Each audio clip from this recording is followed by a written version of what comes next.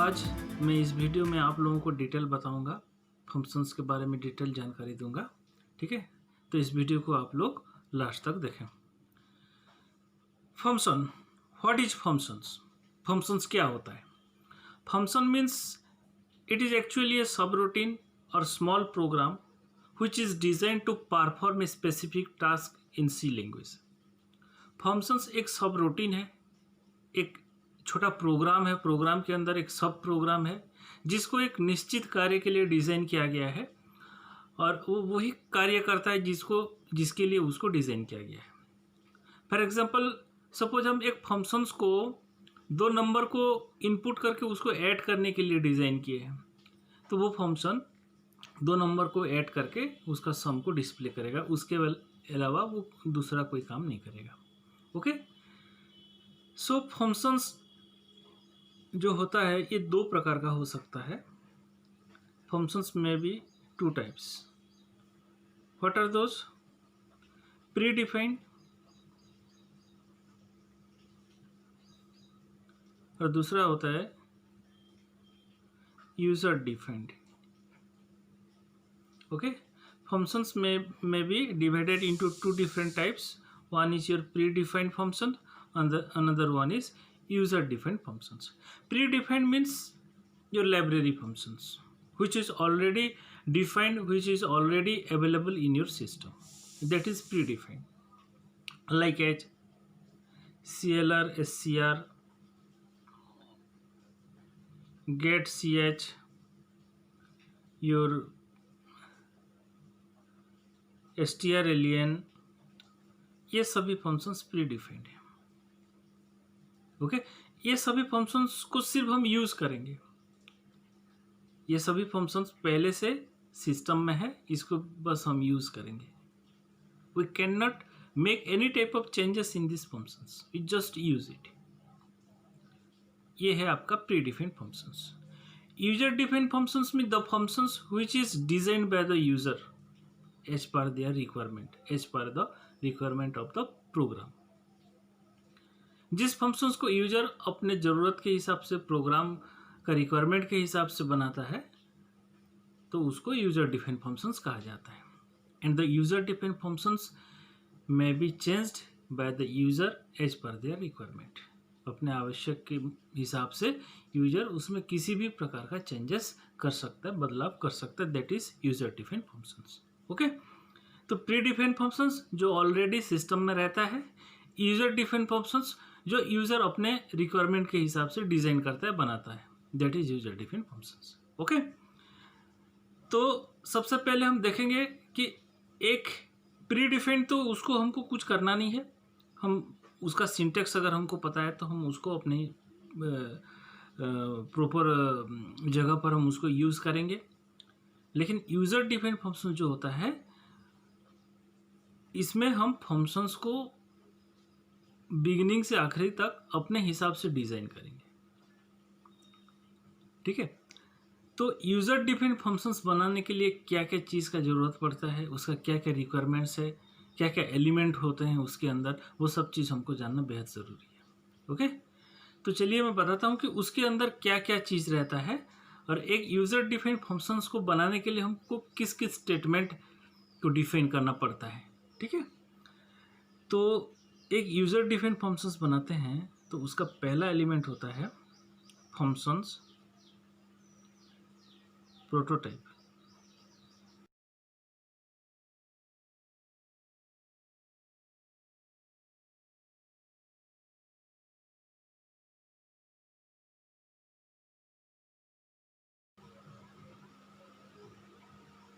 Okay, so these are the basic elements to define a user defined functions। ये उसका basic elements है। एक user defined functions को बनाने के लिए जो चीज़ का ज़रूरत पड़ता है, ये सभी उसका एलिमेंट्स है। ठीक है, first one is functions prototype, second one is functions declarator, third one is function parameter, fourth one is functions body, fifth one is functions call and sixth one is function return. Okay, ये 6 element रहता है एक user defined functions को बनाने के लिए। सबसे पहले functions prototype. Functions prototype, prototype means declarations of the function. Prototype means declarations of the functions. जैसे हम किसी वेरिएबल को यूज करने से पहले डिक्लेयर करते हैं, ठीक है। नंबर 1 में है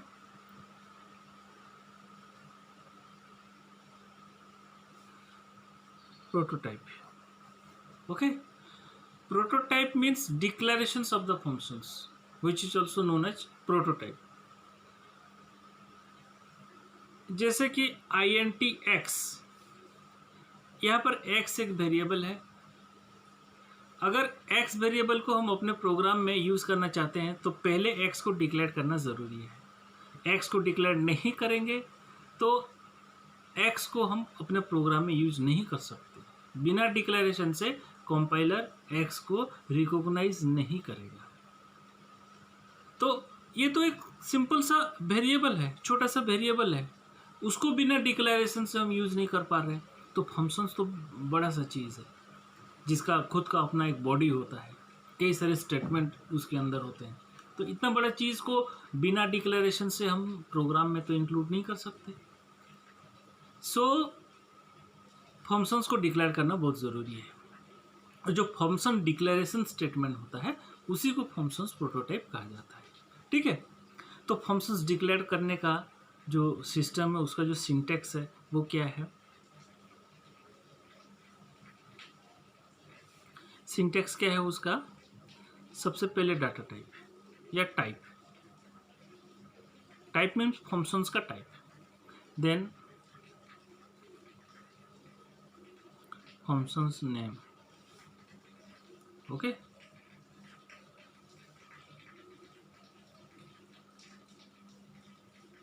आर्गुमेंट टाइप, सिंपल, ओके। इसमें क्या क्या चीज रहेगा। Type means type of functions, type of function, functions का टाइप। जैसे int वेरिएबल का टाइप है, ऐसे फंक्शंस का टाइप आपको यहाँ पर देना पड़ेगा।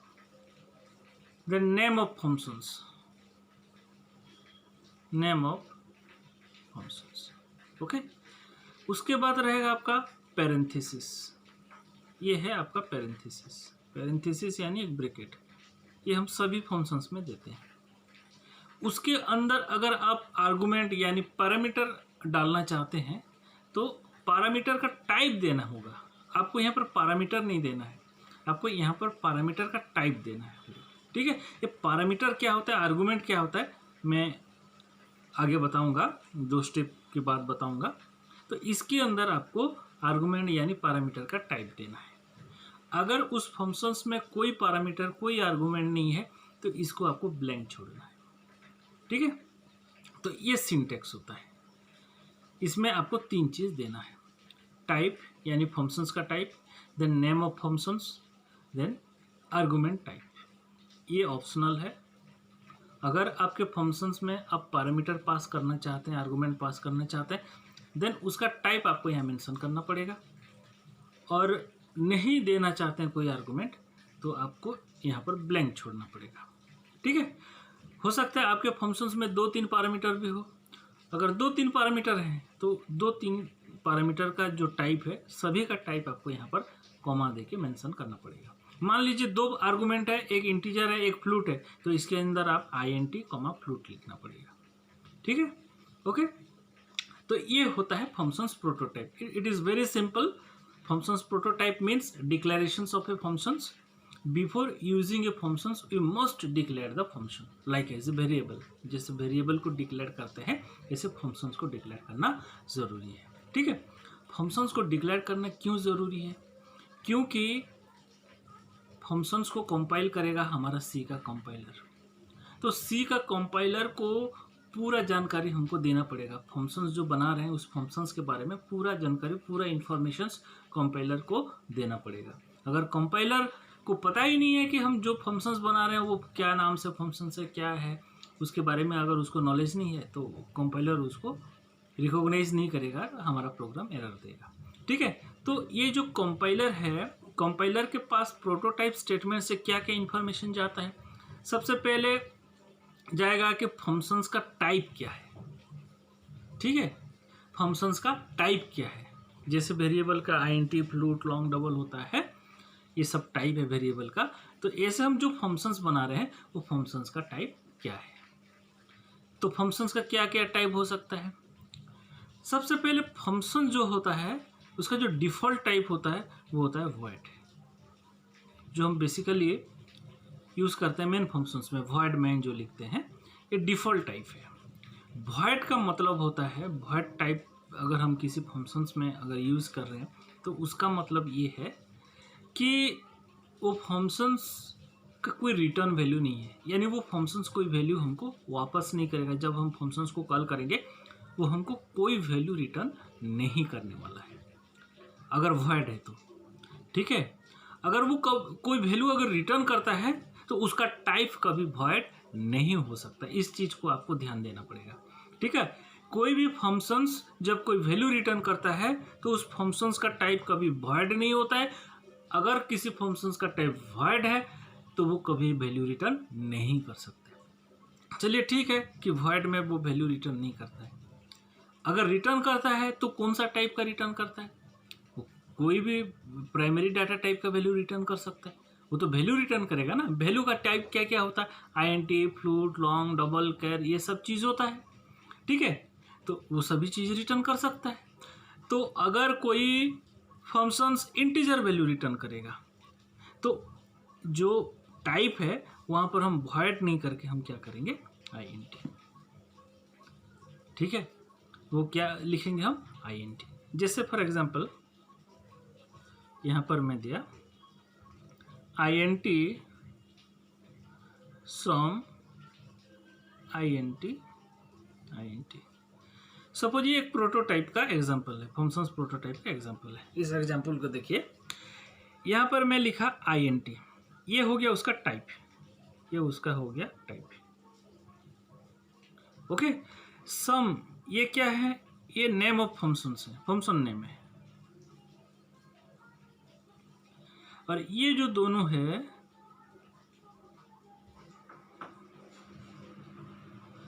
ये आर्गुमेंट टाइप है, ठीक है, ये आर्गुमेंट टाइप है।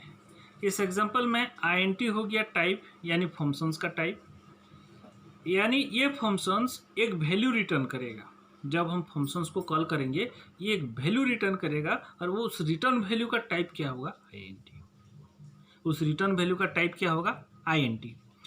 और इस फंक्शन का नाम है सम, और इसके अंदर हम दो आर्गुमेंट पास करेंगे और दोनों आर्गुमेंट का टाइप क्या है? इंटीजर है, इसलिए हम यहाँ पर आईएनटी आईएनटी दिए। तो ये जो आर्गुमेंट पास करना, argument passing is completely optional, okay. Argument pass करना ये एब्सोल्युटली ऑप्शनल है। अगर आपको देना है, पास करना है, आप करो, नहीं पास करना है मत करो, कोई दिक्कत नहीं है। ये आपका ऑप्शनल मैटर है, आर्गुमेंट जो पास करते हैं, ठीक है। हम अपने रिक्वायरमेंट के हिसाब से हम आर्गुमेंट पास कर सकते हैं, ओके। तो ये जो आईएनटी है ये देने का मतलब ये है कि ये फंक्शन से एक वैल्यू रिटर्न करेगा।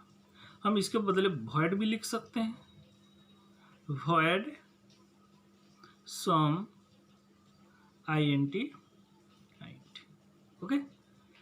तो वॉइड दिए हैं, इसका मतलब ये जो सम नाम का फंक्शंस हैं जिसके पास दो इंटीजर पैरामीटर हैं, ये फंक्शन दो इंटीजर पैरामीटर लेगा, लेकिन जब कॉल करेंगे ये किसी प्रकार का वैल्यू रिटर्न नहीं करेगा, इसलिए यहाँ पर वॉइड है। तो इस चीज़ को आपको विशेष रूप से ध्यान देना है कि आप जब फंक्शंस बनाएंगे तो आपको पहले से ये डिसाइड करना होगा, तय करना होगा कि आपका फंक्शंस वैल्यू रिटर्न करेगा या नहीं करेगा। अगर रिटर्न करने वाला है तो कौन सा टाइप रिटर्न करेगा। अगर इंटीजर करेगा तो यहाँ पर आपको इंटीजर लिखना है, फ्लोट रिटर्न करेगा तो फ्लोट लिखना है, कैरेक्टर रिटर्न करेगा तो कैरेक्टर देना है।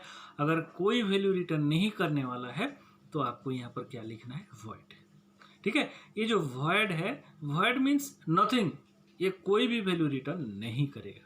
वॉइड का इस्तेमाल सिर्फ फंक्शंस के लिए होता है, but INT flute long double ये आपका वैल्यू यानी वेरिएबल के लिए यूज होता है। ठीक है, तो इस हिसाब से हम किसी फंक्शंस को डिक्लेयर करते हैं।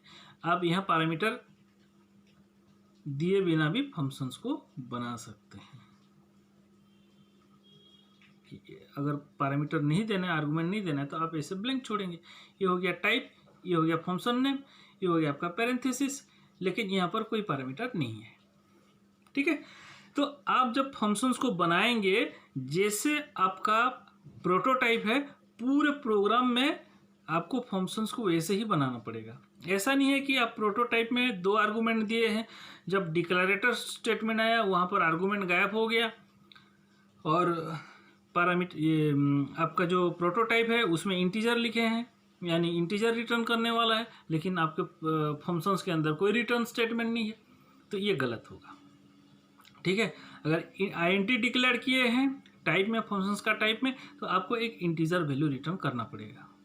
ठीक है, और 2 इंटीजर पैरामीटर दिए हैं तो 2 ही इंटीजर पैरामीटर पास करेंगे, 3 दिए हैं तो 3 करेंगे, नहीं दिए हैं जैसे ब्लैंक है तो आप पैरामीटर पास नहीं कर सकते। ठीक है, तो this is your functions prototype. ठीक है,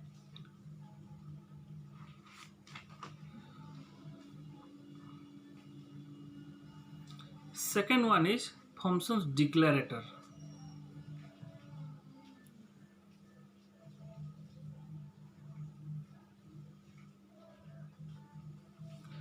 फंक्शंस डिक्लेरेटर, फंक्शंस डिक्लेरेटर क्या होता है?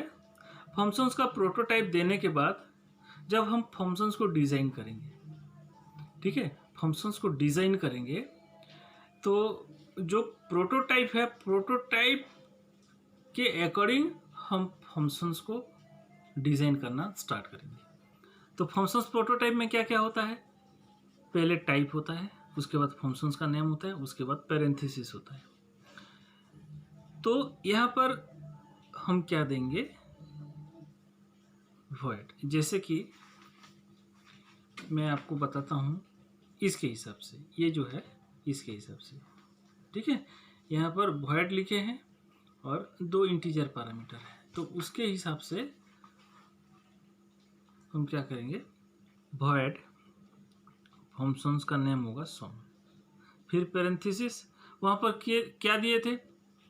आर्गुमेंट का टाइप दिए थे, लेकिन इसमें आर्गुमेंट देंगे हम, इसमें हम क्या देंगे? आर्गुमेंट। ठीक है, तो दोनों इंटीजर टाइप था, INT x INT y। Okay, ये हो गया आपका आर्गुमेंट, जिनका टाइप क्या है? इंटीजर।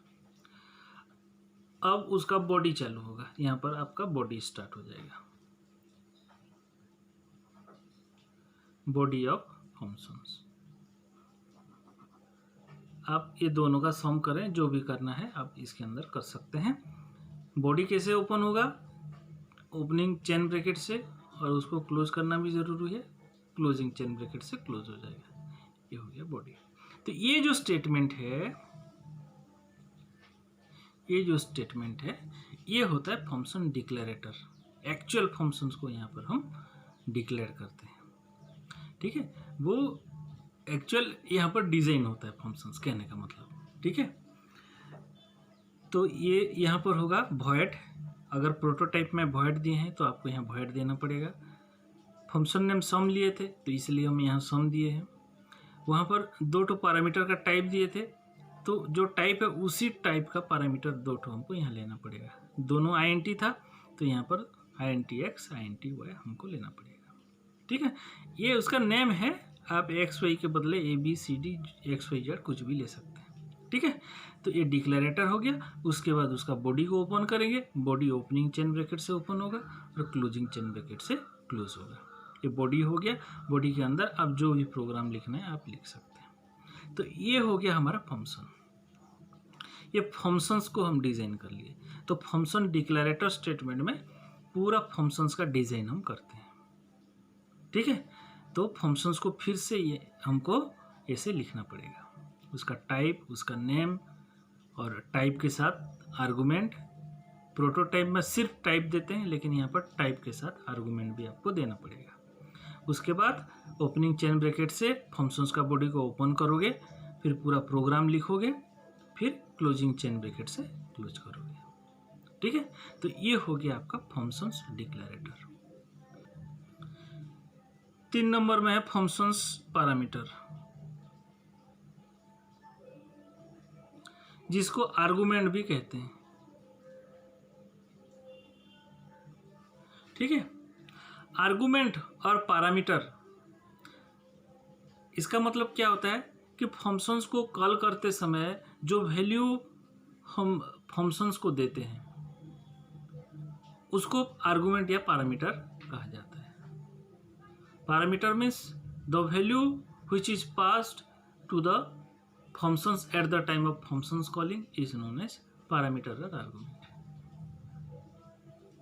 तो फंक्शन जब कॉल करते हैं उस समय ये वैल्यू पास किया जाता है, उस वैल्यू को फंक्शंस यूजर से लेता है। तो कैसे लेता है, हम कहाँ देते हैं उस वैल्यू को? उस वैल्यू को हम देते हैं उसका पैरामीटर में, सॉरी उसका पैरेंथेसिस में। ठीक है, जैसे यहाँ पर दिया गया है INT x INT y।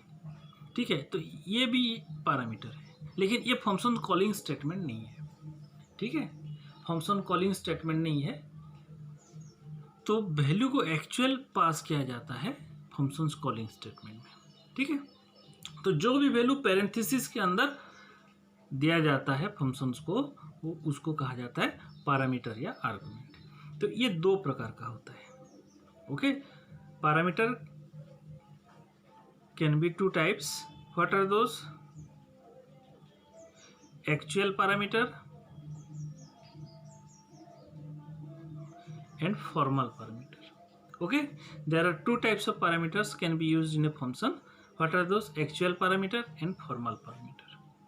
Actual parameter means the parameter which is passed at the time of functions calling is known as actual parameter. हम वैल्यू को, एक्चुअल वैल्यू को कहाँ पर पास करते हैं? फंक्शंस कॉलिंग के समय। ठीक है, तो फंक्शंस कॉलिंग स्टेटमेंट में जो पैरामीटर होता है वो होता है एक्चुअल पैरामीटर। उसके बाद फंक्शंस कॉलिंग स्टेटमेंट के बाद हम फंक्शंस को डिजाइन करते हैं, यानी फंक्शंस डिक्लेरेटर, ये जो है। तो जो वैल्यू हम फंक्शंस कॉलिंग स्टेटमेंट में पास किए हैं, यानी जो एक्चुअल पैरामीटर है उसमें जो वैल्यू है वो वैल्यू क्या होता है? फंक्शंस डिक्लेरेटर स्टेटमेंट में जो पैरामीटर है वो उसमें कॉपी हो जाता है। ठीक है, वो उसमें कॉपी हो जाता है। तो फंक्शन डिक्लेरेटर स्टेटमेंट में वो एक्चुअल पैरामीटर का वैल्यू आ जाता है। तो ये जो है ये होता है आपका formal parameter. Functions calling statement में जो पैरामीटर होता है वो होता है एक्चुअल पैरामीटर, और फंक्शंस डिक्लेरेटर स्टेटमेंट में जो पैरामीटर रहता है वो होता है फॉर्मल पैरामीटर। डिक्लेरेटर स्टेटमेंट के बाद जो बॉडी होता है, बॉडी में फॉर्मल पैरामीटर में किसी भी प्रकार का चेंजेस होता है तो वो चीज़ एक्चुअल पैरामीटर में रिफ्लेक्ट नहीं होता है। इसमें अगर जैसे x और y है, ये फॉर्मल पैरामीटर है, तो x और y का वैल्यू को अगर हम यहाँ पर किसी भी प्रकार का चेंजेस करते हैं, उसमें किसी भी प्रकार का मॉडिफिकेशंस करते हैं, तो उसका मॉडिफिकेशंस एक्चुअल पैरामीटर में रिफ्लेक्ट नहीं होगा, मतलब वहाँ पर वो दिखाई नहीं देगा, मतलब वो चेंजेस नहीं होगा। चेंजेस जो कुछ भी होगा यहाँ होगा, क्योंकि ये जो है ये एक्चुअल वैल्यू नहीं है, ये एक्चुअल वैल्यू का कॉपी है। तो एक्चुअल वैल्यू जो है इसका चेंजेस से वो इफेक्ट नहीं होगा। फॉर्मल वैल्यू को अगर हम चेंज भी कर देते हैं, एक्स में प्लस प्लस कर देते हैं, वाई में माइनस माइनस कर देते हैं, और जो भी वैल्यू चेंजेस होगा वो एक्चुअल पैरामीटर में दिखाई नहीं देगा। ठीक है, तो ये होता है आपका parameter, actual parameter and formal parameter. Next है फंक्शन कॉल।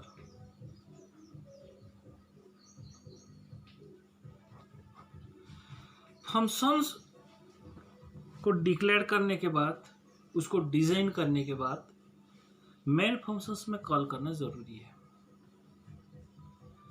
या फिर किसी दूसरे फंक्शंस में कॉल करना जरूरी है। फंक्शंस को अगर हम कॉल नहीं करते हैं तो वो एग्जीक्यूट नहीं होगा। तो फंक्शंस को कॉल करना ज़रूरी है, बिना कॉलिंग से फंक्शंस कभी भी एग्जीक्यूट नहीं होगा। और अगर हम एक फंक्शंस को कॉल करते हैं तो उसका लिंक मेन फंक्शन से होना बेहद ज़रूरी है। अगर आइदर हम डायरेक्टली उसको मेन फंक्शंस में कॉल करेंगे या फिर इनडायरेक्टली मेन फंक्शंस में कॉल करेंगे। यानी एक फंक्शंस होगा जो डायरेक्टली मेन फंक्शंस में कॉल हुआ है और एक फंक्शंस होगा जो दूसरे फंक्शंस में कॉल होगा। यानी second functions indirectly main function से लिंक होना चाहिए। तो बिना कॉलिंग से फंक्शंस एग्जीक्यूट होने वाला नहीं है। तो फंक्शंस को कैसे कॉल करेंगे? It is very simple. Functions calling is very simple, but at the time of functions calling it need not require any type of data type like as your void और int और float और double। जैसे इसमें void दिए हैं, कहीं पर int देते हैं, तो फंक्शंस कॉलिंग के समय कोई भी टाइप मेंशन नहीं किया जाता है। ठीक है, तो मान लो हम मेन फंक्शंस में कॉल करते हैं तो फंक्शंस कॉलिंग के समय क्या रहेगा? फंक्शंस कॉलिंग के समय सिर्फ फंक्शंस का नेम रहेगा। अगर उसमें पैरामीटर है तो उसमें हमको एक्चुअल पैरामीटर देना पड़ेगा। ठीक है, फॉर्मल पैरामीटर तो फंक्शन डिक्लेरेटर के स्टेटमेंट में रहेगा, इसमें एक्चुअल पैरामीटर रहेगा। तो इसमें जो है हमारा फंक्शंस जो हम डिक्लेयर किए हैं सम, इसमें देखिए कोई भी रिटर्न वैल्यू नहीं है और 2 इंटीजर वैल्यू पास हुआ है। तो इस फंक्शंस को अगर हम कॉल करते हैं तो कैसे कॉल करेंगे? सिंपली हम लिखेंगे सम। यहाँ पर 2 इंटीजर पैरामीटर है, तो यहाँ पर 2 इंटीजर पैरामीटर यानी वैल्यू ही है, तो यहाँ पर हम 2 वैल्यू डालेंगे जैसे कि 5 7। ओके, ये हो गया फंक्शन नेम और ये हो गया पैरामीटर। ये हो गया ओके, ये हो गया फंक्शन नेम, ये हो गया पैरामीटर। तो जो 5 और 7 फंक्शंस कॉलिंग के समय दिए हैं, ये 5 जाके कॉपी हो जाएगा इसमें, 5 जाके कॉपी हो जाएगा इसमें, 7 जाके कॉपी हो जाएगा इसमें। यानी इस फंक्शंस के बॉडी के अंदर x का वैल्यू है 5 और y का वैल्यू है 7। ठीक है, अब ये दोनों के जगह पर कोई भी वैल्यू डाल सकते हैं। यहाँ पर आपको int फ्लोट लॉन्ग डबल कुछ देने का जरूरत नहीं है, यहाँ पर आप वैल्यू डालेंगे। ठीक है, क्योंकि एक्चुअल वैल्यू हम यहाँ पर पास कर रहे हैं, इसलिए ये है एक्चुअल पैरामीटर, ये है एक्चुअल पैरामीटर। और ये जो दोनों है, ये दोनों है फॉर्मल पैरामीटर। ओके, यहाँ पर एक्स वाई जो है वो फॉर्मल पैरामीटर है और यहाँ पर जो 5 और 7 है ये है एक्चुअल पैरामीटर। 5 7 को आप डायरेक्ट नहीं दे के 2 वेरिएबल लेके उसमें वैल्यू डाल के फिर वो दोनों वेरिएबल को भी दे सकते हैं, कोई दिक्कत नहीं है ना। तो अगर हम यहाँ पर x और y में किसी भी प्रकार का चेंजेस करते हैं तो वो चेंजेस आपको यहाँ पर रिफ्लेक्ट नहीं होगा। यहाँ पर मान लीजिए a = 5 b = 7 देते हैं, तो यहाँ पर हम a और यहाँ पर b कर देते हैं। ठीक है, तो a में 5 है, b में 7 है। तो जब हम इसको डिक्लेयर किए, मतलब ये फंक्शंस को डिज़ाइन किए, यहाँ पर हम फॉर्मल पैरामीटर दिए, तो a का वैल्यू x में कॉपी हो गया और b का वैल्यू y में कॉपी हो गया। यानी a का वैल्यू 5 है तो x का वैल्यू 5 हो गया, b का वैल्यू 7 है तो y का वैल्यू 7 हो गया। तो x और y को यहाँ पर अगर हम चेंजेस करते हैं, किसी भी प्रकार का चेंजेस होता है x और y में, तो वो चेंजेस आपका a b में रिफ्लेक्ट नहीं होगा। इसको आप इंक्रीज कर दिए, डिक्रीज कर दिए, कुछ भी कर दिए, लेकिन a और b में किसी प्रकार का चेंजेस नहीं होगा। ठीक है, जो भी चेंजेस है आपका यहाँ पर रहेगा, क्योंकि ये जो फंक्शंस है, ये फंक्शंस का जो बॉडी है, इसके अंदर कुछ भी होता है तो उसका चेंजेस आपको इसके बाहर दिखाई नहीं देगा।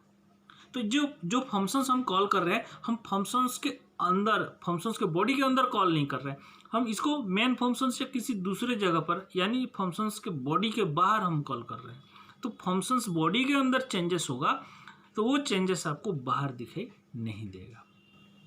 ठीक है, फंक्शन रिटर्न। नेक्स्ट है हमारा function return. Function return statement is absolutely optional.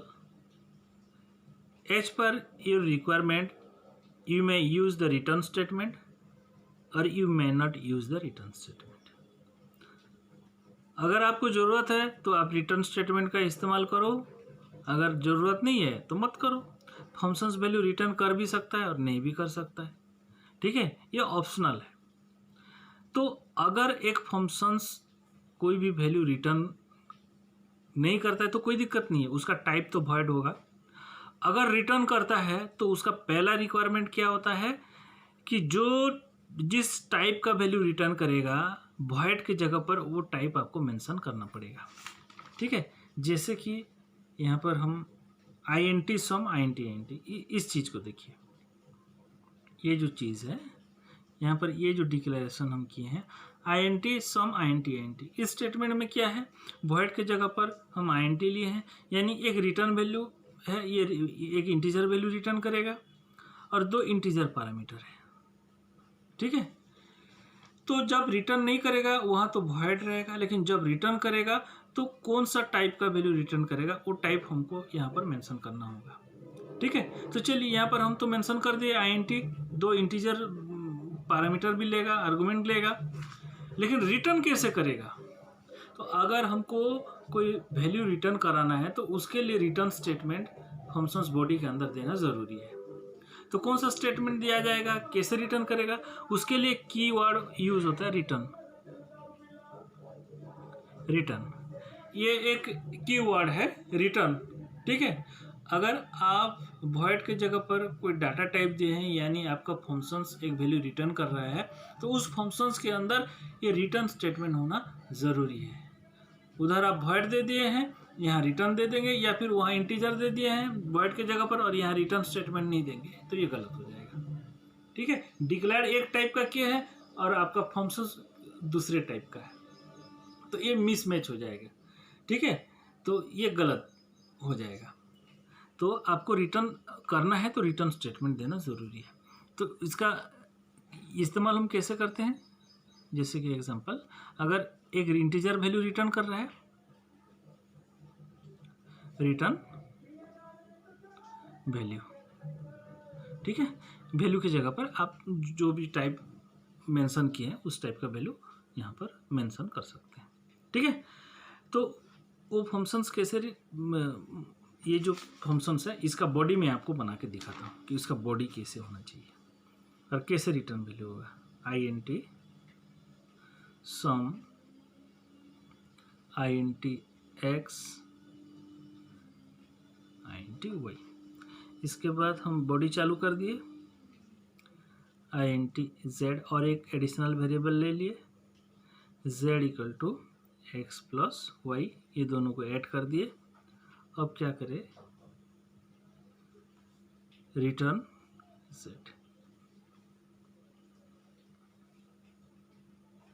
ठीक है, यहाँ पर रिटर्न z किए तो z को हम रिटर्न करेंगे। अगर आप यहाँ पर वॉइड की जगह पर INT दिए हैं तो आपको रिटर्न स्टेटमेंट देना ज़रूरी है।